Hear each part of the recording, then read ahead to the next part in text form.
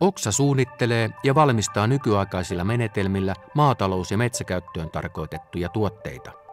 Tuotteet suunnitellaan itse ja valmistus tapahtuu Suomessa Heinolan tehtaalla.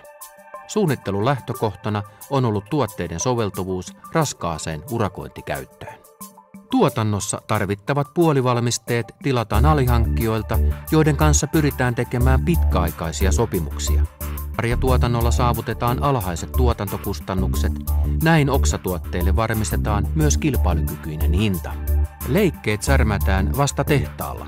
Tällä varmistetaan osien yhteensopivuus. Särmäyksen jälkeen osat siirretään käsihitsauspaikalle. Osat tarkistetaan ja hitsataan yhteen. Tuotteet hitsataan valmiiksi 2 eri robottiasemalla. Hitsausrobotti takaa laadukkaan ja tasalaatuisen hitsaussauman. Hitsauksen jälkeen tuotteet siirretään puhalluskammioon. Teräsraipuhallus poistaa tuotteen pinnalta kaikki epäpuhtaudet ja karhentaa käsiteltävää pintaa. Karhennetulla pinnalla aikaan saadaan maksimaalinen tartunta pintakäsittelylle. Kaikki oksatuotteet ovat pulverimaalattu.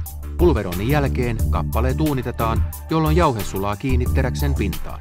Pulverimaalauksella saadaan kulutusta kestävä pinta. Maalaus antaa tuotteelle pitkäaikaisen suojan. Lopuksi tuotteet kootaan kokoonpanosolussa. Kokoonpanovaiheessa varmistetaan, että kaikki osat toimivat suunnitellulla tavalla.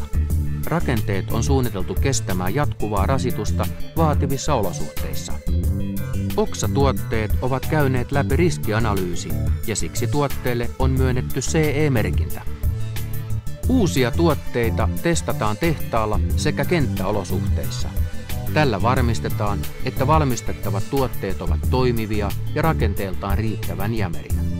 Uusien ja vanhojen tuotteiden jatkuva tuotekehitys on myös tärkeä osa Oksan testiohjelmaa.